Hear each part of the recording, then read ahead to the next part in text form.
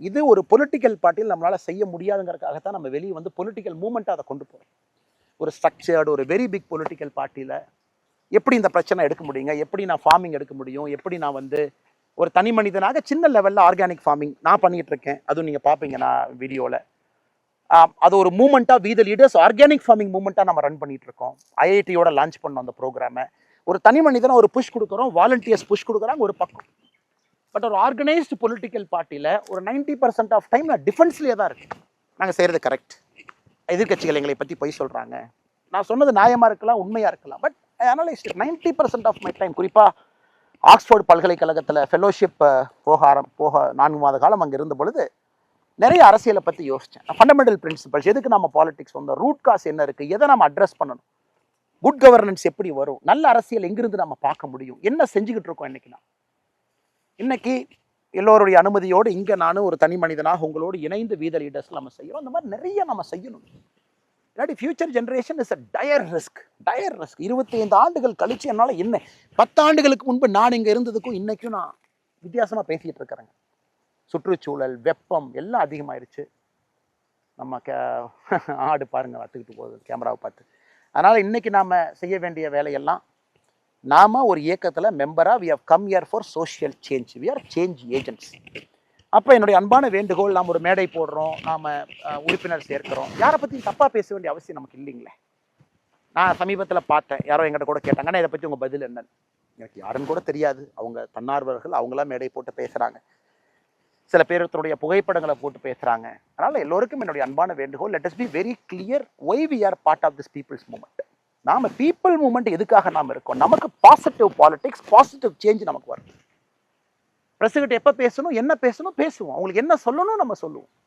எல்லாத்துக்கிட்டையும் போய் நம்ம சண்டை போட்டு எதிரி கட்சிகள் வேண்டாங்க. இன்னைக்கு நம்ம ஆளுங்கட்சி கிடையாது, நம்ம எதிர்கட்சி கிடையாது, நம்ம ரெண்டுமே.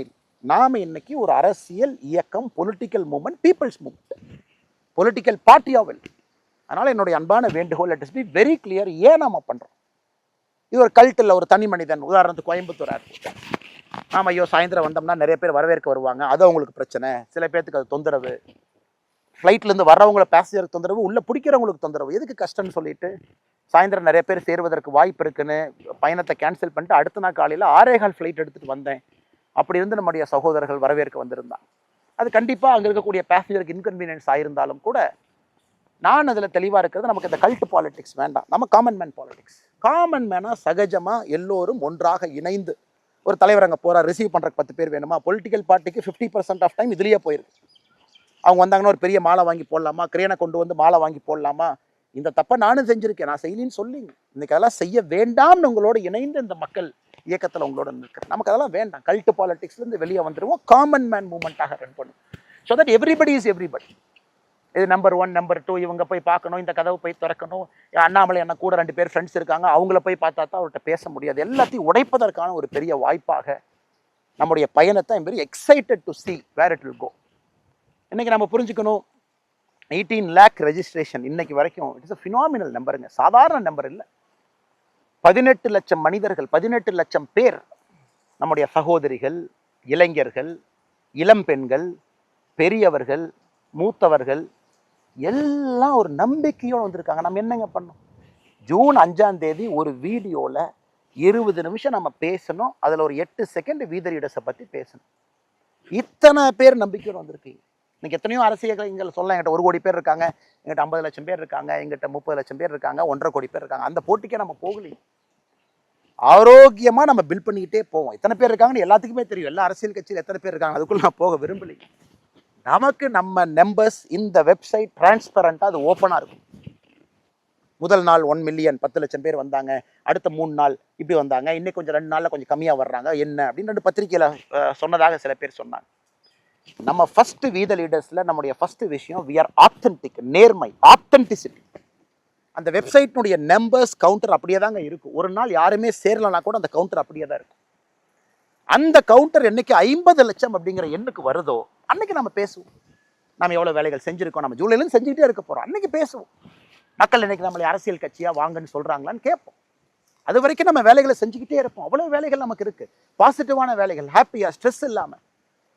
அதனால் இன்னைக்கு இந்த கவுண்டர் ஏறிக்கிட்டே இருக்கும் 18 லட்சத்துலேருந்து. Let it keep going.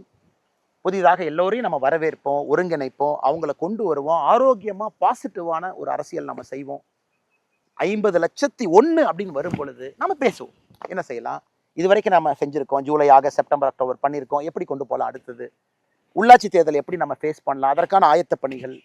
70,000 பேர் அன்னைக்கு உள்ளாட்சி தேர்தல் நான் கண்டெஸ்ட் பண்ணுவேன், 70,000 பேர்த்துக்கு மேலே சொல்லியிருக்கிறாங்க, அவர்கள் எப்படி நம்ம ஒருங்கிணைக்க போகிறோம். அதில் 10,000 பேர்த்து கிட்டத்தட்ட ஏற்கனவே தேர்தலில் போட்டியிட்டவர்கள், ஏதோ ஒரு தேர்தல், பெரும்பாலும் உள்ளாட்சி தேர்தல், பஞ்சாயத்து லெவலில் மெம்பர்ஸாக போட்டியிட்டவங்க, பஞ்சாயத்து தலைவர்களாக போட்டியிட்டவங்க, அவங்க எப்படி ஒருங்கிணைக்கிறது, என்ன டூல்ஸ் கொடுக்குறது, என்ன சிஸ்டம் கொடுக்குறது. ஏன்னா இன்றைக்கி நீங்கள் ஒரு அரசியல்வாதி எதுவுமே தயார் பண்ணாமல் போய் பாலிடிக்ஸ் பண்ணணும்னா எப்படி பண்ணுவாங்க. ஃபினான்ஸ் எப்படி, ஸ்டேட் எக்ஸ்பெண்டிச்சர் எப்படி இருக்குது, டாக்ஸேஷன் எப்படி, மத்திய அரசு எவ்வளோ பணத்தை டிவால்வ் பண்ணுறாங்க, பஞ்சாயத்துக்கு எவ்வளோ பணம் வருது, பஞ்சாயத்தினுடைய அடிப்படை ப்ராப்ளம்ஸ் என்ன, அர்பன் ஏரியா எப்படி இருக்குது, ரூரல் ஏரியா எப்படி இருக்குது, அது எதுவுமே தெரியாமல் நாம் ஒருத்தர் போய் பஞ்சாயத்து எலெக்ஷன் நிற்க வச்சு how will they help people.